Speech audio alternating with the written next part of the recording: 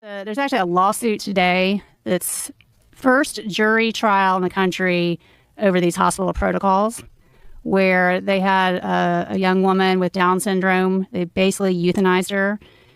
They gave her a DNR order, even though she didn't have one. And the father has just been wonderful. It's a Shara family. And why did they do that? They euthanized her for what? I've seen this. I have reviewed records from these hospital patients, and they'll euthanize them. They need the bed. They said, well, they're going to die anyway. What was this person in the hospital for? COVID protocol. So, and they wait. So they were in the hospital with COVID, and they gave them something to kill them? Yeah, that happened. I'm sorry, but that happened. They give them morphine and insulin. And yeah. That's common? Yeah. I've reviewed charts. In this situation, they gave her a DNR, which is do not resuscitate, meaning if they look like they're dying, you don't do anything, which that was not the case.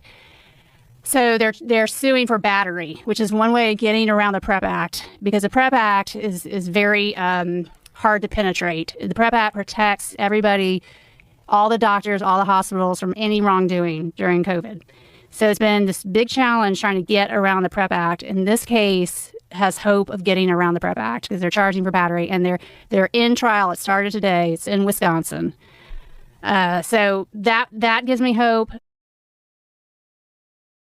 The only test that I have found that does seem to correlate is this antibody test. And it's a spike protein antibody test. LabCorp has it. That's where I send people. Quest has it, but they put the upper limit as too low, so you don't really get a good sense. But the upper limit of the test is 25,000. And in people that have not gotten the COVID shots, I'd say it ranges, it's usually under 1,000. And then people that have gotten the shots, it's a lot of them are off the chart. They're over 25,000. But on average, they're probably 10 times higher than the people that have not gotten the shot. And this is people who were, they were vaccinated 4 years ago. It wasn't like they just got the shot. Obviously, COVID's not an issue anymore in terms of, people getting sick. But 4 years later, you should not have sky-high antibody levels. And that's what I'm seeing. And that is alarming. It just suggests that there is a lot of spike protein still in the body causing problems. And haven't they shown that the spike protein continues to be produced in the body up to 700 days later? Yes. That's one study. There's some, what's interesting in that study, the antibody levels were really low, which doesn't make sense. So I kind of question the whole study, but yeah, I see it. I see patients. I still see vaccine injured patients coming to me for the first time years later. Last week, I probably saw 6 new vaccine injured patients. Did you get censored or deplatformed? No, I grew by any way? 2 million subscribers in a month. Right. I did.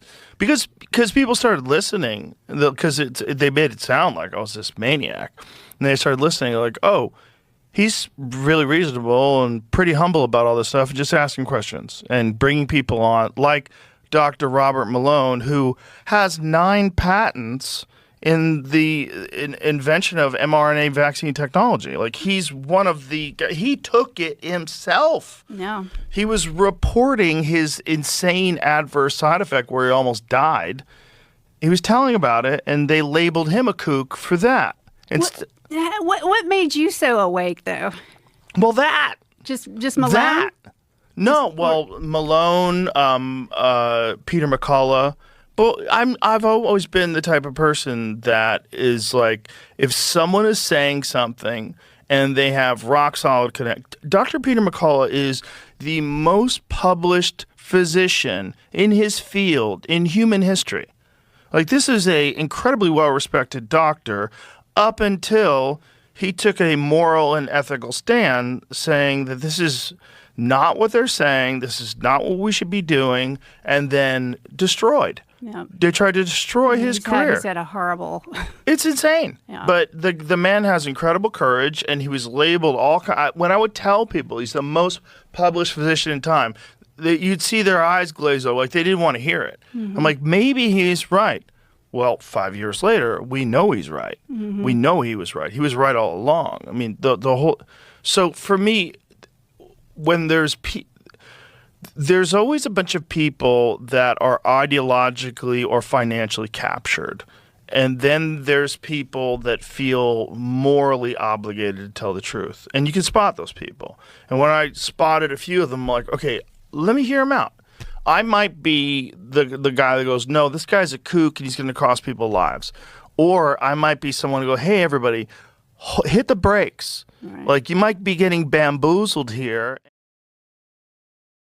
That's all I thought it was going to be. I thought it was going to be like a normal tweet that I put out or a normal Instagram post that I put out. And then all of a sudden, I hear that Neil Young wants me removed from Spotify. I was like, what the fuck is going on? This is crazy. Spotify got calls from 2 former presidents. Really? Oh, yeah.